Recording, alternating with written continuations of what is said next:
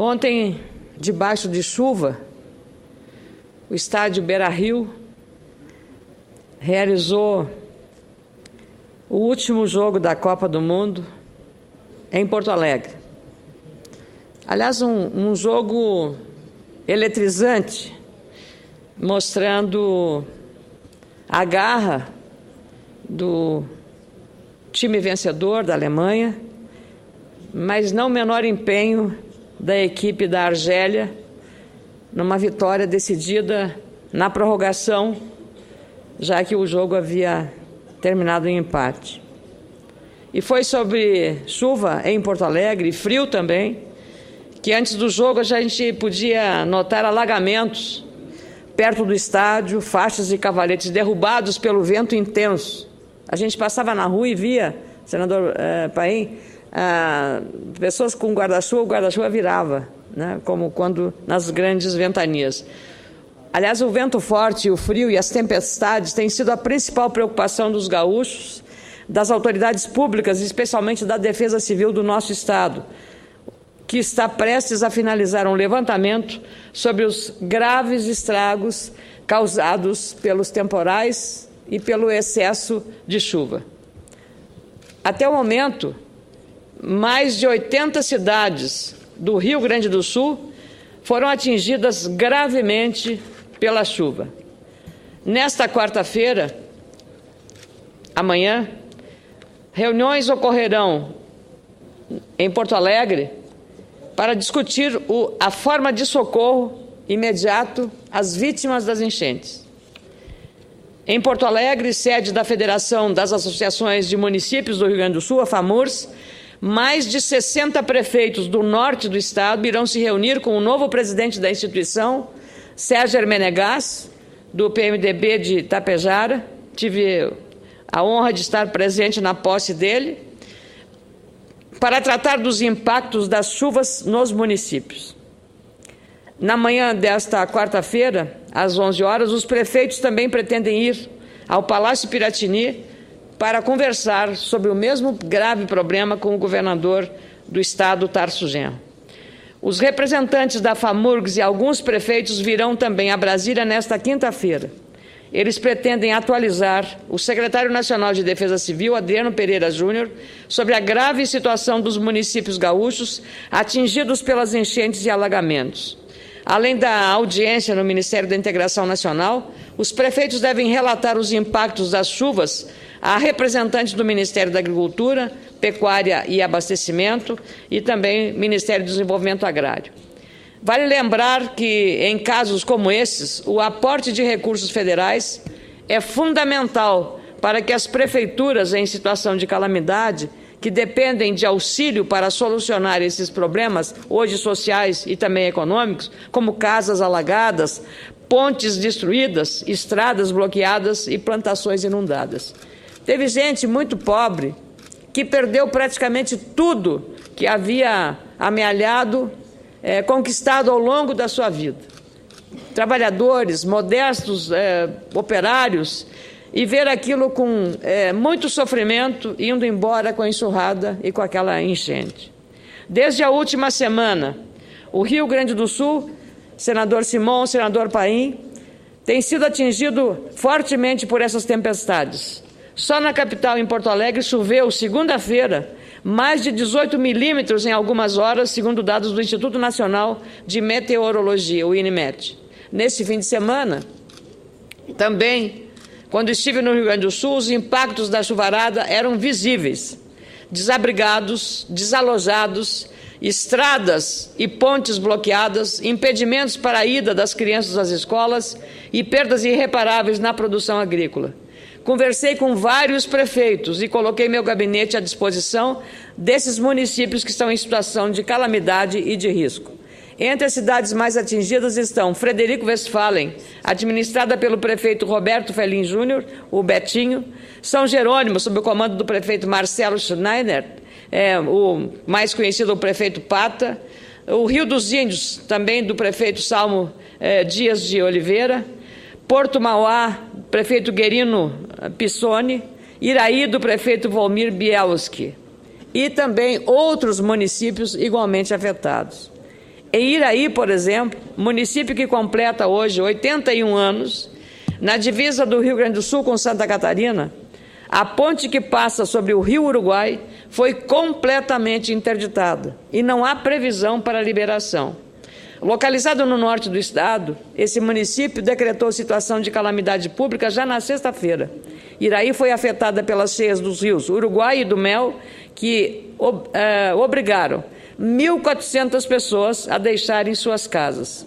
Em Jacutinga, também no norte do estado, um homem de 40 anos estava desaparecido e equipes do Corpo de Bombeiros continuavam buscas na noite de ontem. O inverno chuvoso, previsto pelos meteorologistas, chegou ao Rio Grande do Sul. Uma frente fria está parada no sul do país.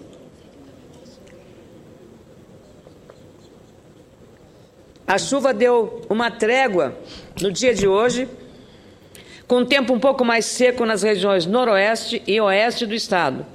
Mas as previsões apontam que as fortes chuvas devem voltar ao Rio Grande do Sul na próxima quinta-feira. Lá, excesso de umidade, e aqui, secura demais. Por isso, essa tosse alérgica por conta da secura de Brasília. Permite uma parte, senadora Ana Amélia? Com muito prazer, senadora Gleice Hoffmann. Primeiro, queria me solidarizar à população do Rio Grande do Sul. Vossa Excelência está fazendo um relato que realmente nos deixa muito abalados, porque é uma tristeza muito grande, ver a população submetida a uma situação dessas. E aproveitar para dizer que o meu estado, o estado do Paraná, também está passando por essa situação. Já teve uma fase mais aguda, são 148 municípios que tiveram a emergência decretada, situação de calamidade em vários deles. Uma das cidades do meu estado, União da Vitória, está literalmente embaixo d'água, agora que o nível d'água está se reduzindo. Nós tivemos a presença da presidenta Dilma lá, quero agradecer inclusive a presidenta, agradecer a Defesa Civil, e a população do estado está sendo muito solidária com aqueles que precisam.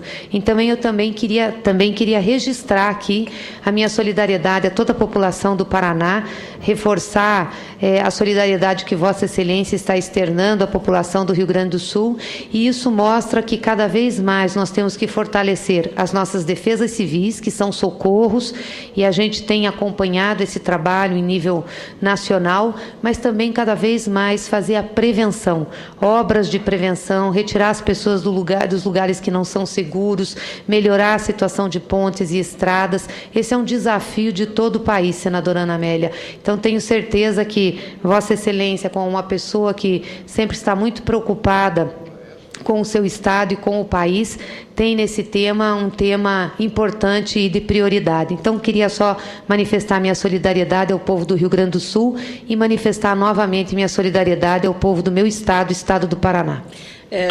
Senadora Gleice Hoffmann, eu fico em nome dos atingidos pelas enchentes nos nossos dois estados, mas eu queria lhe dizer que o município citado por Vossa Excelência, de União da Vitória, ele é exatamente divisa com Santa Catarina. Do outro lado tem um município, do outro lado do rio, que é exatamente de Santa Catarina. E Santa Catarina, igualmente como o Paraná, que está com 140 municípios, o Rio Grande do Sul está com 80, quer dizer, mas não é a gravidade da situação.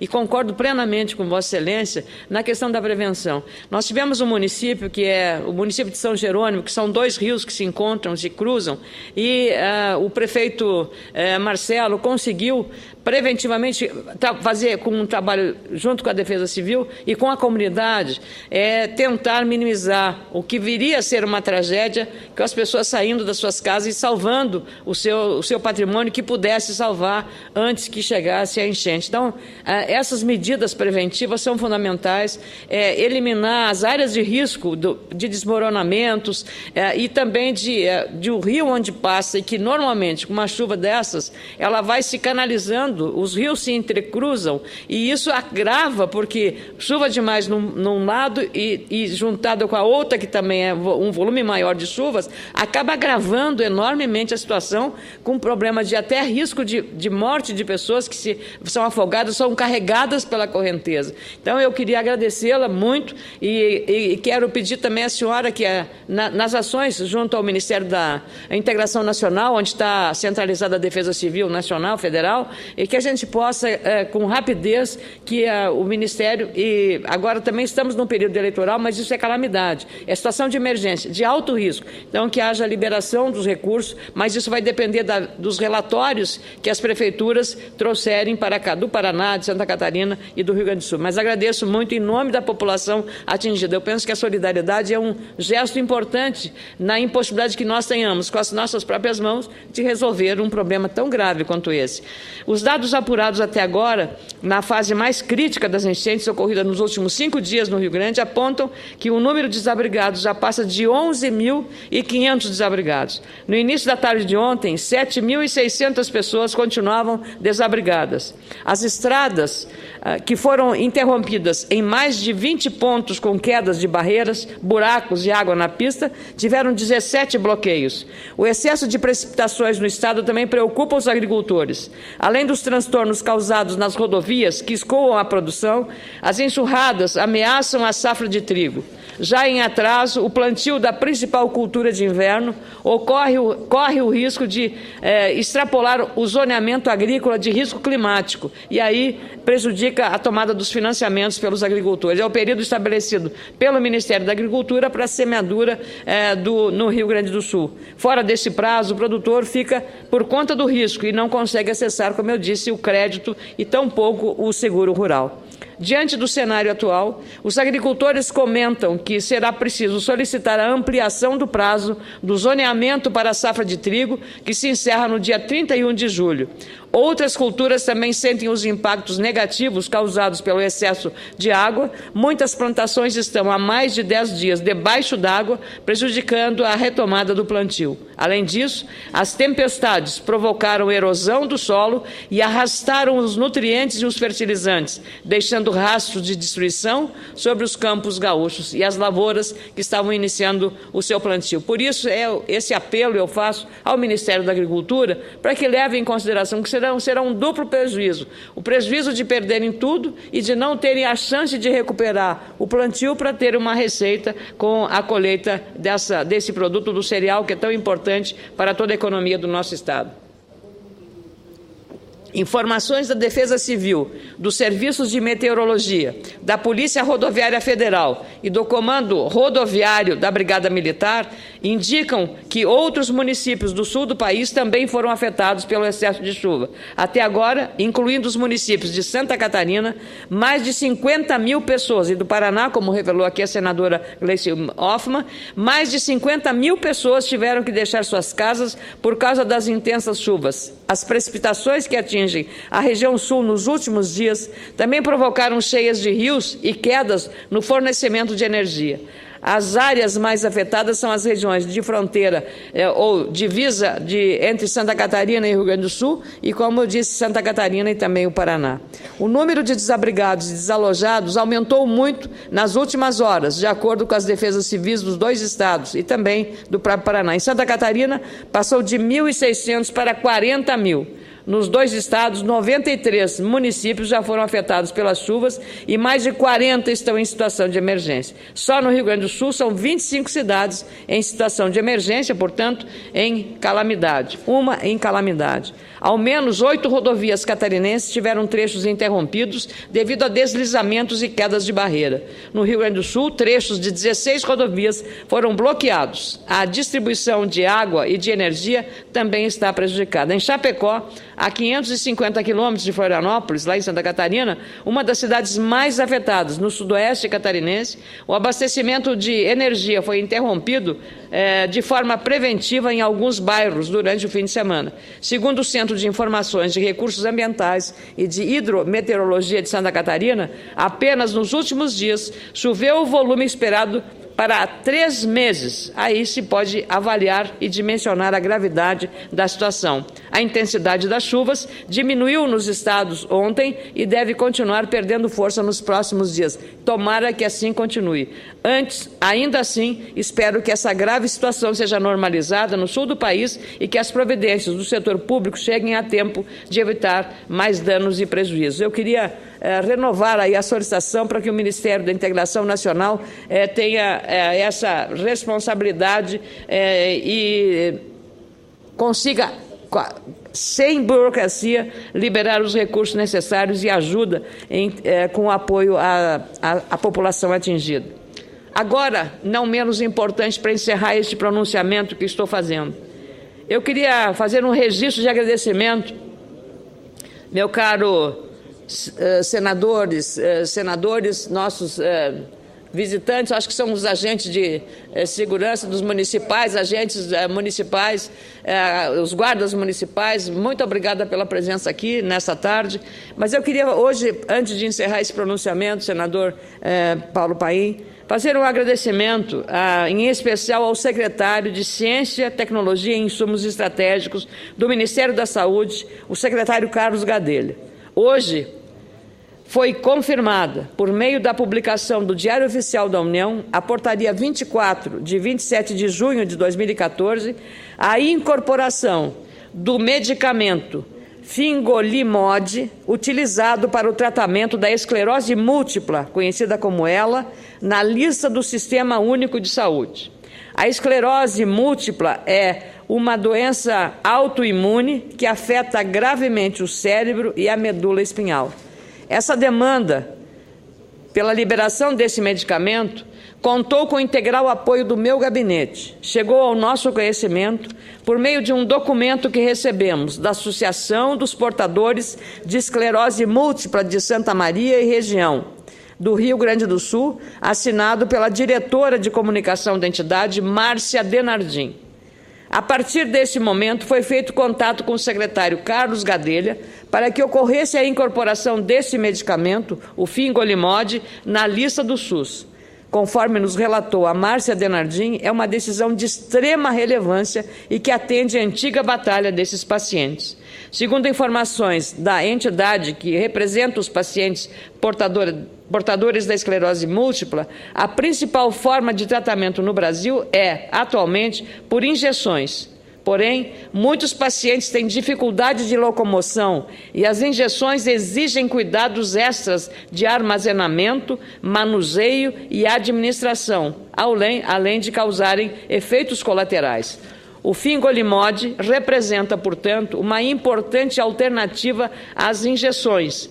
O medicamento, que já é utilizado em mais de 35 países, possui eficácia 52% superior na diminuição dos surtos provocados pela doença em relação aos medicamentos atuais. O Fingolimod, além de mais eficaz, é administrado de forma oral e reduz em até 1/3 a perda do volume cerebral dos pacientes. No Brasil, o remédio possui já autorização da Agência Nacional de Vigilância Sanitária, Anvisa, porém não estava incluso no rol dos serviços oferecidos pela rede pública. Hoje, ele é utilizado por 1.600 pessoas que recebem o medicamento judicialmente, uma vez que o custo mensal é muito elevado, de R$6.000 a cada 30 dias. A incorporação do Fingolimod na lista do SUS, portanto, é uma notícia importante para que os milhares de pacientes possam seguir corretamente o tratamento com melhor alternativa para levar uma vida normal, sem redução da sua expectativa de vida e de melhores condições. Destaco também a importância da contribuição da sociedade no mandato dos parlamentares. Em meu gabinete, cerca de 90% das ações contam com a participação dos cidadãos, assim como foi essa iniciativa que relatei há pouco, da Associação dos Portadores de Esclerose Múltipla de Santa Maria e região, entidade que há 15 anos trabalha em defesa dos direitos dos pacientes e acompanha as inovações do tratamento dessa doença. Tive, neste caso, a honra e a alegria de poder ajudar nessa relevante demanda desses pacientes e reafirmar a importância de um mandato colaborativo, porque é assim que se faz a democracia e se atendem a essas demandas. Então, muito obrigada, senador Paulo Paim, caros colegas senadores, e renovando as boas-vindas aos nossos agentes municipais que estão aqui nessa sessão.